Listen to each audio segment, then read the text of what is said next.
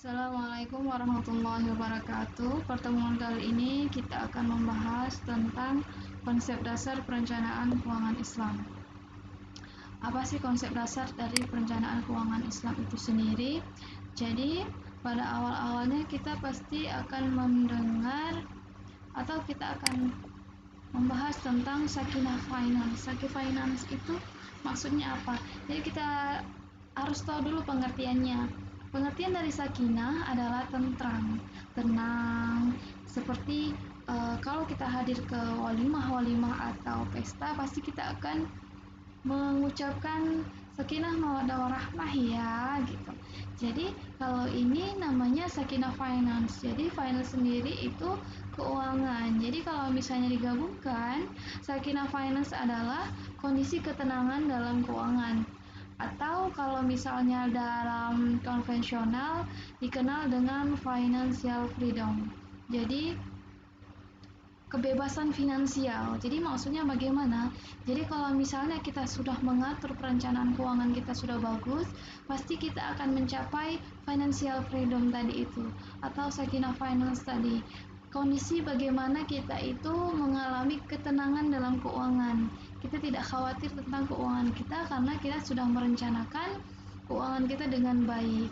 Kemudian, kalau menurut Ahmad Ghazali, kebebasan finansial itu adalah sebagai suatu keadaan ketika seseorang telah berhasil menempatkan harta di tangannya, bukan di hatinya.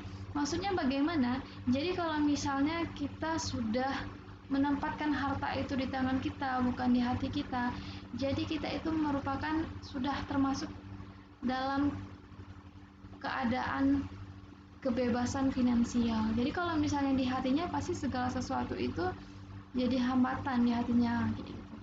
Jadi menurut Imam Ghazali demikian. Kemudian bagaimana sih konsep kebutuhan dalam Islam? Jadi konsep kebutuhan dalam Islam itu sama seperti yang konvensional, yaitu dibedakan kepada 3. Yang pertama, kebutuhan pokok atau primer, atau kalau dalam Islamnya dikenal dengan daruriyah atau hal yang darurat. Contohnya apa? Contohnya tempat tinggal, sandang, tempat tinggal, makan. Jadi kemudian adalah kebutuhan sekunder atau pelengkap hajat, yaitu bagaimana kita ada hal-hal yang kebutuhan kita untuk hajat itu untuk pelengkap sekunder. Kalau sekarang itu sekundernya itu apa? Sekundernya itu dengan yang lalu itu berbeda. Kalau misalnya dulu mungkin kalau misalnya HP itu tidak kebutuhan primer, kalau sekarang sebagai kebutuhan primer kebanyakan. Kalau pelengkapnya itu misalnya HP-nya sebagai pelengkap itu dari casingnya dan yang lain-lain, untuk sebagai pencantiknya. Kemudian kalau kebutuhan tersier atau perbaikan, yaitu kebutuhan yang mewah kayak gitu. Jadi kalau misalnya contohnya sekarang itu misalnya beli mobil dan yang lain-lain. Jadi kalau dalam Islam itu kita mendahulukan kebutuhan primer dulu atau pokok dulu, baru sekunder dan baru tersier gitu. Selanjutnya adalah bagaimana sih jalan menuju sakinah finance atau sakinah finansial tadi itu. Kebebasan finansial itu ada 5 langkah. Yang pertama yaitu pendapatan. Bagaimana kita mengelola pendapatan kita atau managing income. Bagaimana caranya, fokus dan perencanaannya? Yang pertama adalah niat yang benar karena Allah. Jadi kalau misalnya kita ingin bekerja, kita harus niat yang benar dulu. Bagaimana niatnya? Niat karena Allah ingin menafkahi keluarga atau yang lainnya. Niatnya dulu yang benar, jangan niatnya yang tidak benar. Kemudian yang kedua adalah fokus pada sumber yang halal. Jadi untuk menuju sakinah finance tadi itu kita juga harus dari sumbernya, pendapatannya itu kan sumbernya yang mana? Sumber yang halal kah, yang haram kah? Jadi kalau biar kita mengalami ketenangan finansial, kita harus fokus pada sumber yang halal.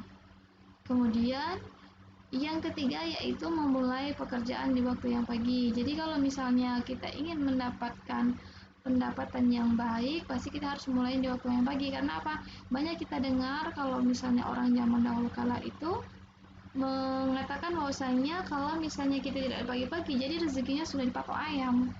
Jadi rezekinya sudah diambil ayam atau diambil yang lain. Contoh yang lainnya apa? Contoh yang lainnya misalnya kalau kita berjualan tapi kita tidak memulai di waktu pagi, kita bukanya waktu siang, pasti orang-orang yang ingin membeli tadi itu sudah berpindah ke penjual yang lainnya. Yang terakhir yaitu menyambut silaturahmi. Kenapa sih menyambung silaturahmi tadi itu bisa termasuk ke dalam komponen pengelolaan pendapatan? Karena dengan menyambung silaturahmi bisa memperpanjang atau bisa mendatangkan rezeki.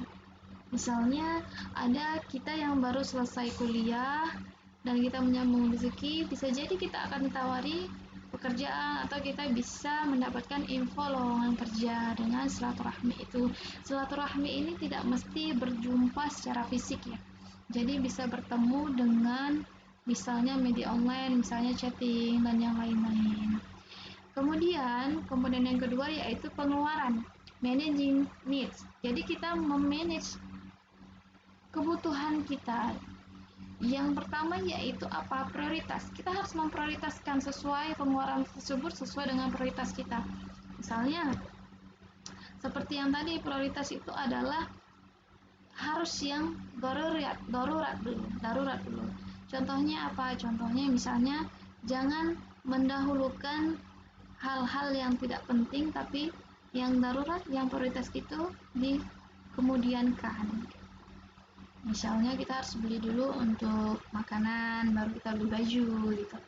Selanjutnya yang halal dan thayyib. Jadi pastikan pengeluaran kita itu harus yang halal dan yang thayyib, yang halal dan yang baik, lagi baik. Kemudian juga kontribusi ziswaf. Jadi kita juga di dalam uang kita pasti ada hak orang lain, zakat, kita infak, sedekah, dan wakaf. Kemudian yang terakhir adalah qanaah. Pengeluarannya kenapa harus ada qanaah? Jadi kalau misalnya kita tidak ada sifat qanaah, pasti ada saja hal-hal yang kurang. Jadi terakhir akan berdampak kalau tidak ada sifat qanaah tadi, berdampak ke sifat konsumtif. Selanjutnya yang ketiga adalah impian dan keinginan atau kita memanage dream kita.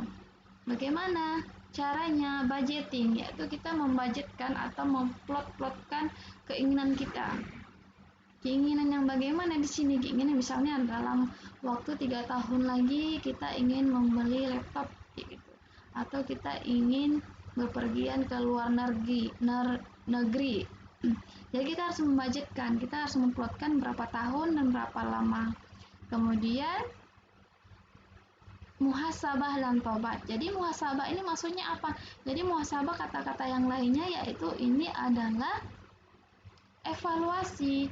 Jadi hal-hal yang telah kita lakukan kita muhasabah, kita evaluasi. Jika ada hal-hal yang tidak baik, makanya kita harus bertobat. Kita harus dievaluasi dengan tidak mengulanginya lagi. Misalnya yang sebelum-sebelumnya kita terlalu banyak mengeluarkan uang untuk hal-hal yang tidak penting, misalnya nongkrong dan yang lain-lain gitu.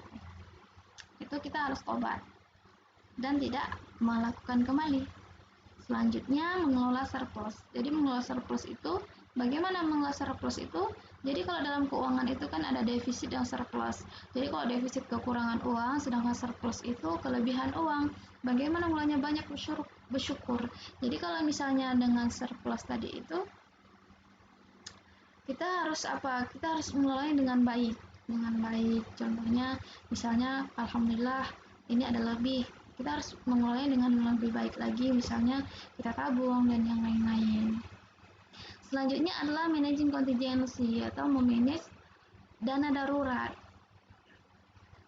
Salah satu contohnya adalah dengan investasi. investasinya itu bagaimana. Misalnya di sini ada asuransi bisa banyak, asuransi jiwa, asuransi kecelakaan, asuransi kesehatan, asuransi pendidikan, dan yang lainnya. Kemudian dana pensiun yang untuk pensiun, kemudian ada dana pendidikan. Jadi kalau misalnya tidak ada dana pendidikan, pasti kita susah kalau misalnya anaknya ingin masuk kuliah atau ingin masuk sekolah secara bersamaan antara anak pertama dan anak kedua kalau tidak memiliki dana pendidikan gitu.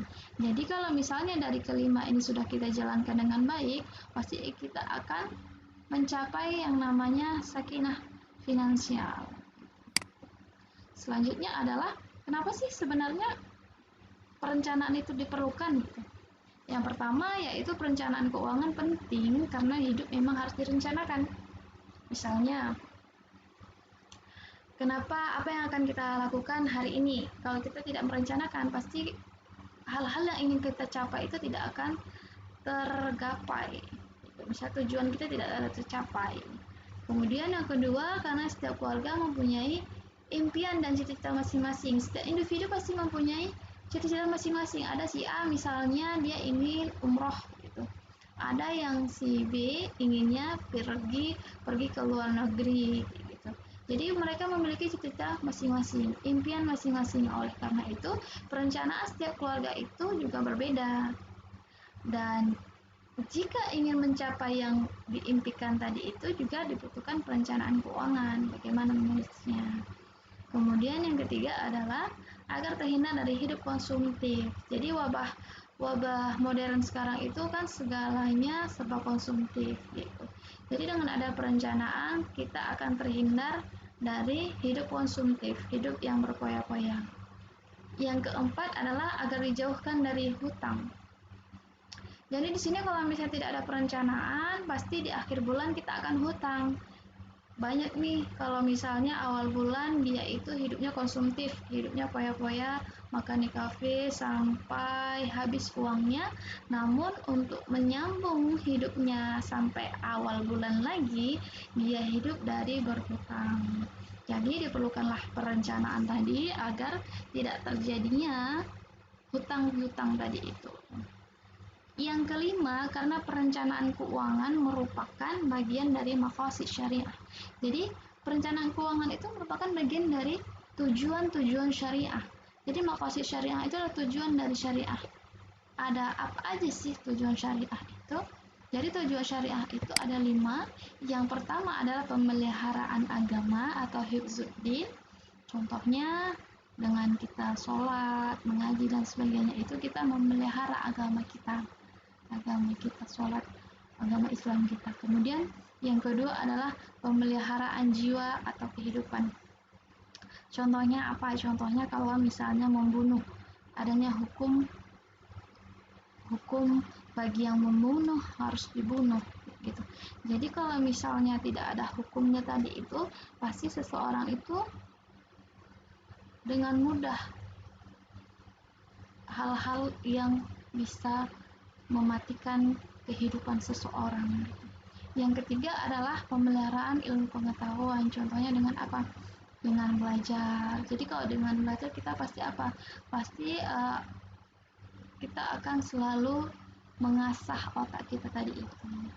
Yang keempat yaitu pemeliharaan keturunan. Jadi pemeliharaan keturunan ini contohnya dengan menikah. Jadi kenapa harus menikah? Karena kalau misalnya keturunannya itu tidak dengan dalam pernikahan, pasti dia itu keturunannya tidak bagus gitu. Selanjutnya adalah pemeliharaan harta. Jadi maqasid syariah dalam perencanaan keuangan itu adalah masuk ke pemeliharaan harta. Bagaimana kita